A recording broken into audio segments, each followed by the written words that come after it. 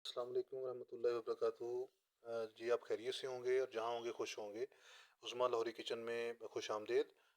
आज हम बहुत ही मज़ेदार और मीठी रेसिपी लेके आपकी खिदमत में हाज़िर हुए हैं। आज हम बनाएंगे भठोरू, आटे के भठोरू। ये बहुत ही लजीज और मज़ेदार बनते हैं। बनाना बहुत ही आसान है, तो आइए देखते हैं कैसे बनते हैं। हमने तकरीबन हाफ़ लीटर के करीब पानी ले लिया और उसको हल्का सा गर्म किया। आप देख सकते हैं पानी में से धुआं निकल रहा है। अभी हम इसमें तकरीबन 1 कप के करीब शक्कर जो है वो ऐड करेंगे।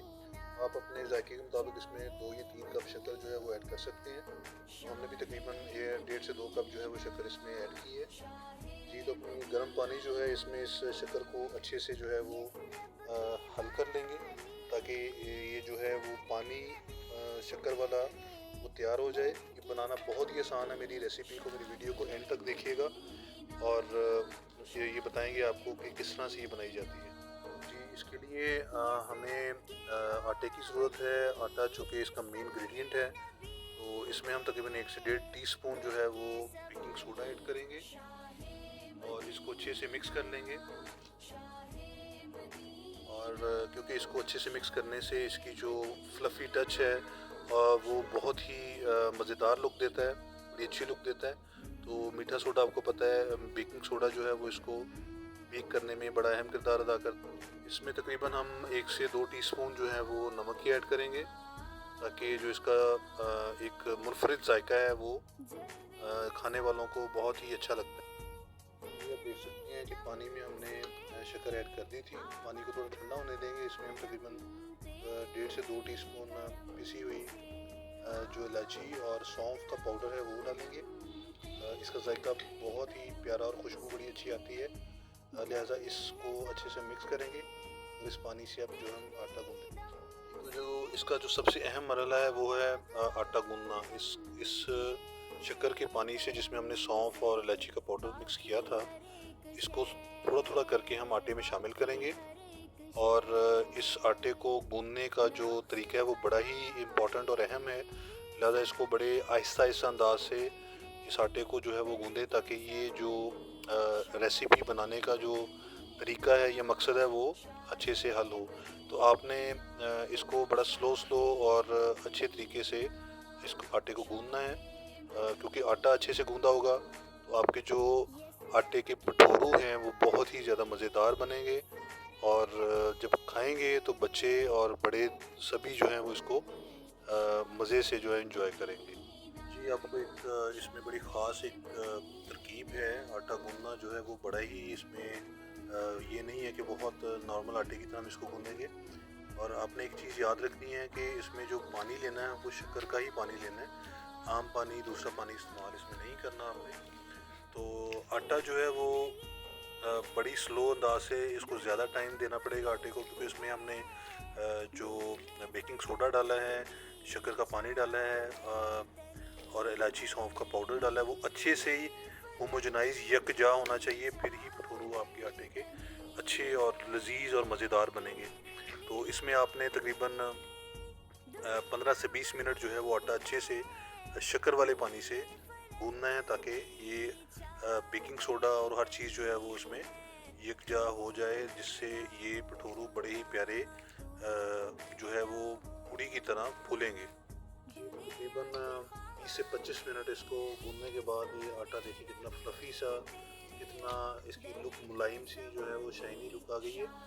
इस तरह से ये आटा जो है वो गूँधा जाएगा। आप अगर गौर से देख सकें तो इस पे आपको जो इलायची और सौंफ का पाउडर हमने मिक्स किया था वो आपको बड़ा नज़र आ रहा होगा। तो इस तरह से आटा आपने इसको गूँधना है। ये आटा ज़रा गूँधना जो है यही एक मेन स्टेप है इसके अंदर।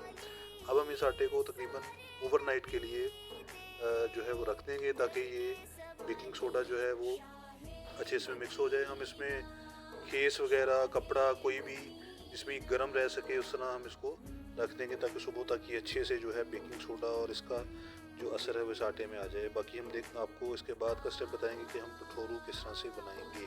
अभी तो हमने तकरीबन ओवरनाइट इस आटे को रख दिया था, तो अब ये जो है वो देखने में कुछ इस तरह से लुक इसकी हो गई है। चलो देखिए कितना अच्छा जो है वो इसमें जो हमने शक्कर का शीरा बनाया था वो, और सौंफ इलायची जो पीसा हुआ पाउडर डाला था, सारा कुछ मिक्स इसमें हो चुका है। अभी हम इसमें एक ट्रे में थोड़े से ऑयल लगा के रख लेंगे, ताकि ग्रीसी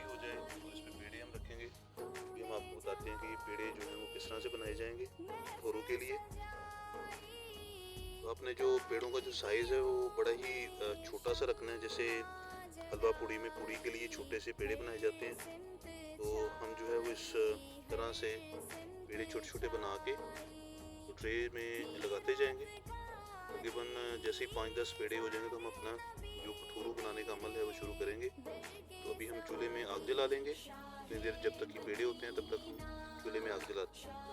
तो इस तरह से हम जो पेड़े हैं वो बना के जो है इसको अच्छी तरह से बेल लेंगे, लेकिन इनका साइज़ जो है वो बड़ा अपने छोटा छोटा रखना है ताकि भटूरू बड़े नॉर्मल साइज़ के बने और ये देखने में भी बड़े बड़े अच्छे लगते हैं और खाने में तो बहुत ही लजीज होते हैं। तो हम आपको दिखाते हैं कि किस तरह से बनाए जाते हैं।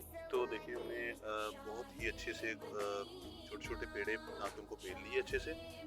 ऑयल हमने कढ़ाई पे चढ़ा दिया था, अभी बहुत गर्म हो चुका है ऑयल। हम इसमें एक एक करके जो है वो भटूरू का आटा डालेंगे और आपने देखा कि बहुत ही अच्छे जो हैं वो इसमें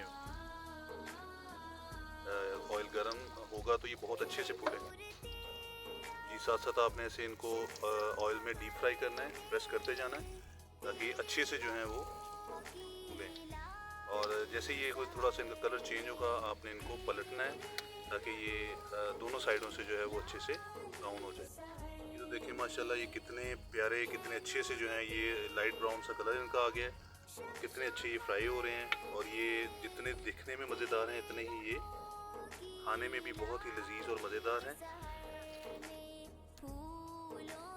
हमारी वीडियो को एंड तक देखिएगा, हमारी वीडियो को चैनल को सब्सक्राइब कीजिए, वीडियो को लाइक और शेयर ज़रूर कीजिएगा। उज़्मा लाहौरी किचन से आपको आज बहुत ही मज़ेदार लजीज रेसिपी हम बना के दिखा रहे हैं। लेकिन देखिए माशाल्लाह कितने प्यारे ब्राउन जो हैं वो प्यारे प्यारे खूबसूरत किस्म के, दिखने में भी बहुत अच्छे हैं और खाने में तो बहुत ही लजीज लग रहे हैं। तो देखिए कितने माशाल्लाह ये अच्छे लग रहे हैं और आपको उम्मीद है कि आज की रेसिपी हमारी बहुत ही पसंद आई होगी। घर में ट्राई कीजिएगा, सर्दियों को ख़ास ये तोहफ़ा है। तो देखिए माशाल्लाह ये कितने प्यारे अल्हम्दुलिल्लाह कितने प्यारे ये भटूरू जो हैं वो तैयार हुए हैं। बहुत ही मज़ेदार है, चाय के कप के साथ आप इसको खा सकते हैं, फैमिली को बच्चों को खिलाएं। उम्मीद है आज उज़्मा लाहौरी किचन से जो रेसिपी आपको मीठी रेसिपी शेयर की गई है बहुत ही पसंद आई होगी। कमेंट बॉक्स में ज़रूर बताइएगा। हमारे यूट्यूब चैनल को सब्सक्राइब कीजिएगा, वीडियो को लाइक शेयर ज़रूर करें ताकि आने वाली वीडियोस आपको मिलती रहें। अपना ख्याल रखिएगा, अपनी दुआ में याद रखिएगा। अल्लाह हाफ़िज़।